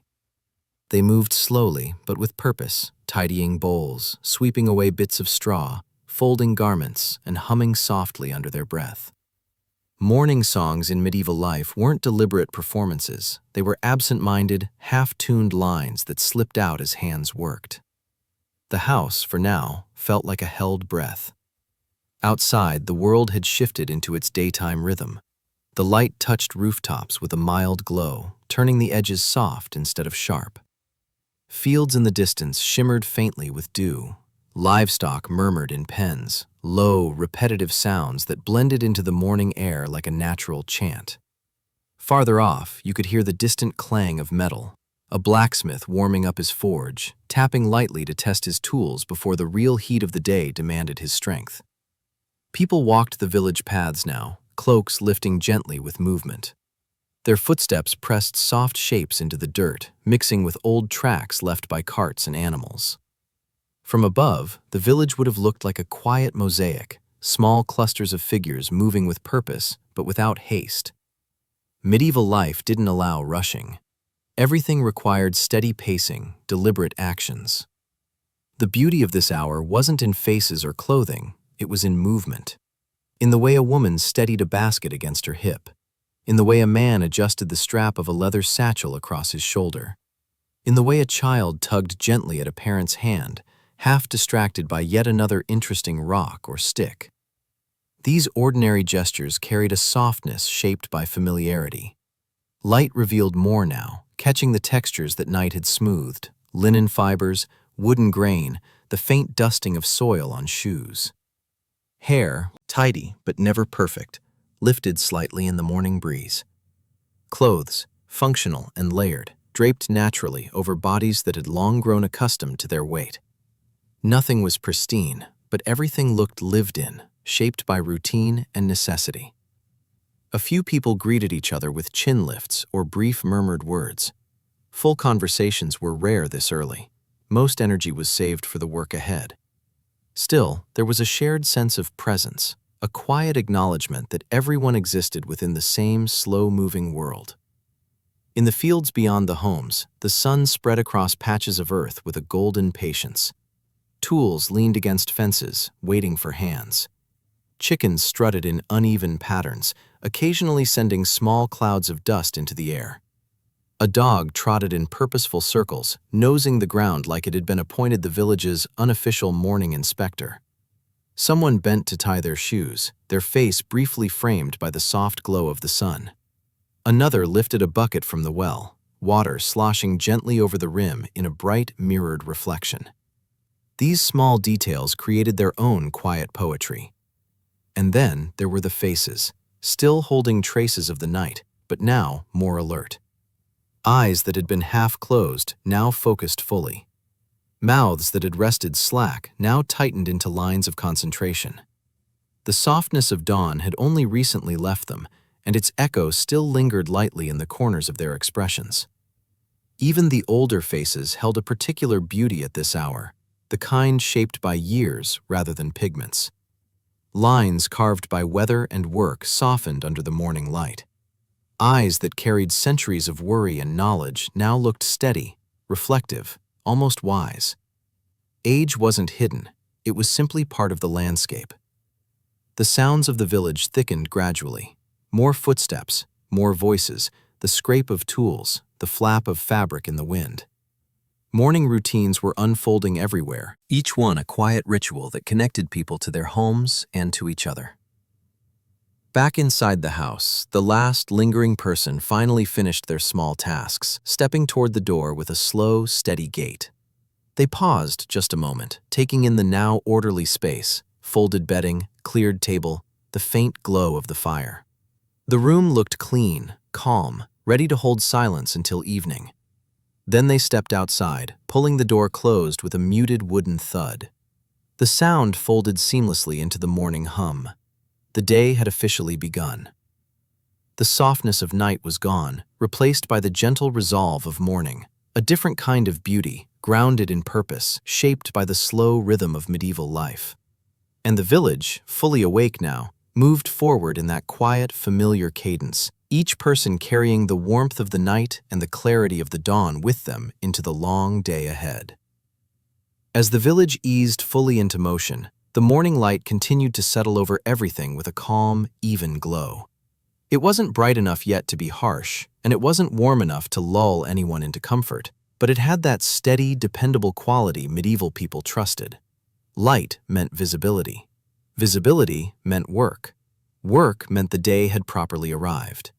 Paths that were quiet moments ago were now threaded with figures moving steadily from one place to another. No one walked quickly, but no one lingered either. Medieval life didn't offer the luxury of drifting. There was hay to turn, animals to feed, bread to bake, fields to check, tools to repair. Even the smallest tasks carried a rhythm honed over countless mornings. From a distance, the village seemed to move as one slow, coordinated creature. Closer up, you could see the smaller, more textured moments that defined the day's early hours. A woman spreading a cloth across a table outside to shake out crumbs. A man leaning down to tighten a strap on an ox harness. A child dragging a small wooden stick through the dirt, entirely committed to drawing a line that had no particular purpose other than existing. The air still held a faint bite, just enough to make people pull their cloaks tighter, but sunlight softened the edges of everything. The wooden beams, the earth-packed walls of homes, even the expressions on people's faces. In this hour, no one looked tired yet. The fatigue from the day before had been washed away by sleep, and the fatigue of the coming day hadn't accumulated. Everyone existed in that brief window of possibility, awake but not yet worn down. Even animals had their own version of morning beauty. Sheep wandered lazily, their wool lit from behind in a soft halo. Chickens strutted with a kind of self-importance that only morning can give them. A cow leaned its heavy head over a gate, breath drifting like a small fog cloud. Medieval people didn't romanticize these scenes, they simply lived inside them, but the stillness had a kind of unintentional charm.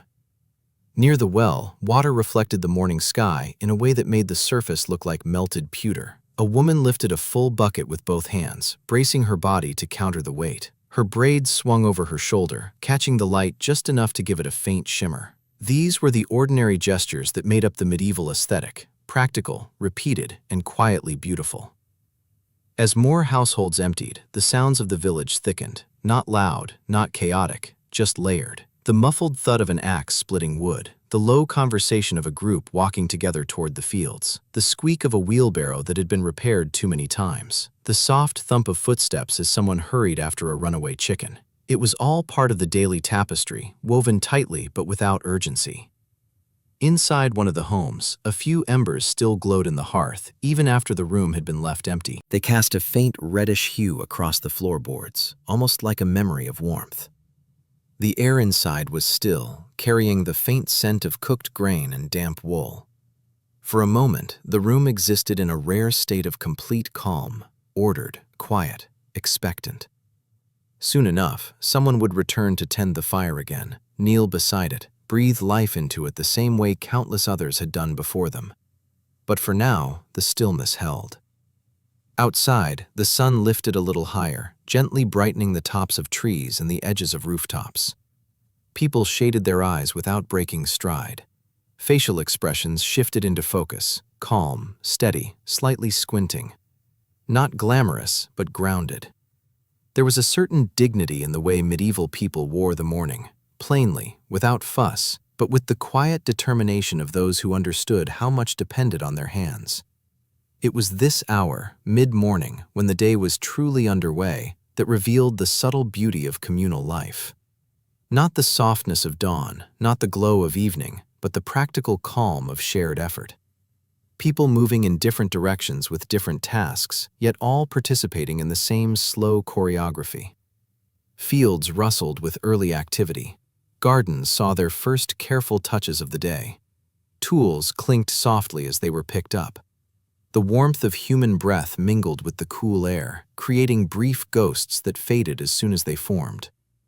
No one commented on beauty, no one chased it, but it existed in the unspoken harmony of routine, in the way the world felt balanced, steady, and cooperative for just a few precious hours.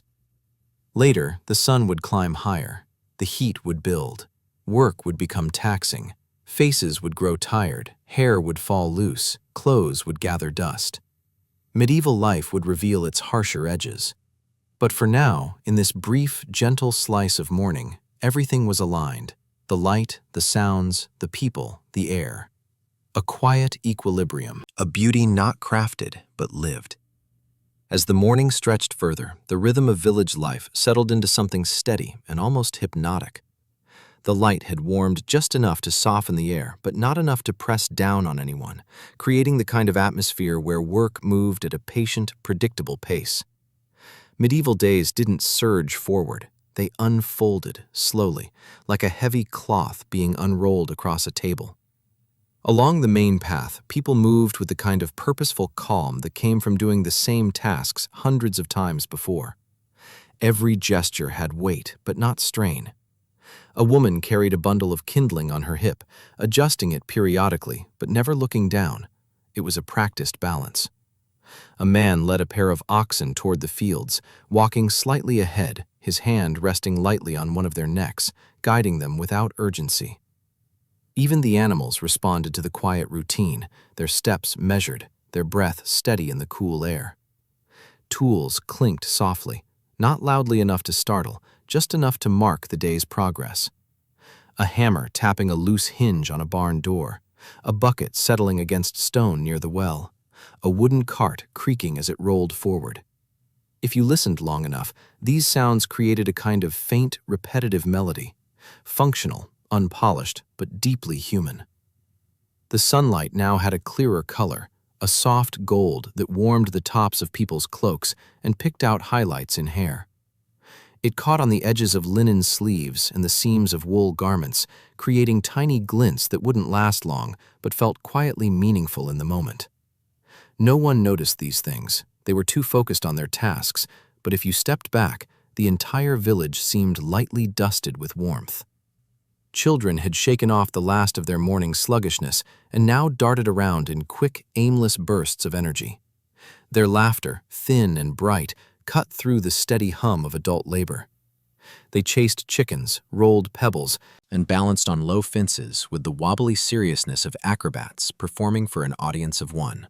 Their joy was a kind of ornament the village didn't deliberately cultivate, but it added something essential, a reminder that not everything needed to be useful to belong. Near the fields, the soil carried a damp, earthy scent, the kind that rose only in the early hours before the sun baked it dry. People working the land leaned into their tools, their movements slow and even. The sound of soil being turned, of roots being loosened, of plants being checked for pests created a soft, repetitive rhythm.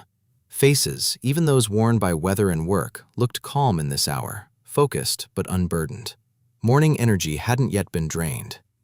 At the outskirts of the village, smoke began to drift from outdoor ovens, bread baking, herbs drying, a pot warming with something simple, perhaps barley, perhaps beans, its smell riding the wind in small, comforting waves.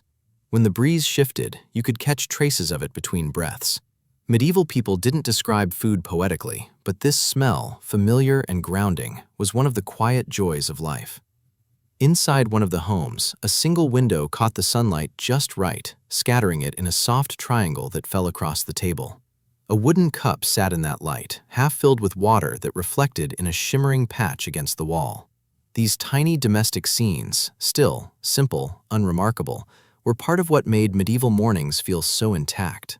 Nothing extravagant, nothing dramatic, just a home touched gently by the day. Someone paused briefly at a doorframe, leaning their weight into it as they rubbed a shoulder or stretched a tired wrist. The pause was practical, but in that moment, the light eased across their silhouette, outlining them in a way that looked unintentionally serene. Medieval beauty rarely appeared in the form of perfection. It appeared in these quiet pauses, these small breaks inside the rhythm of the day. The sky above remained open and clear, pale blue stretching endlessly. No clouds yet, just a soft gradient that promised a fair day. Medieval people didn't study the sky the way we do now, but they recognized its moods.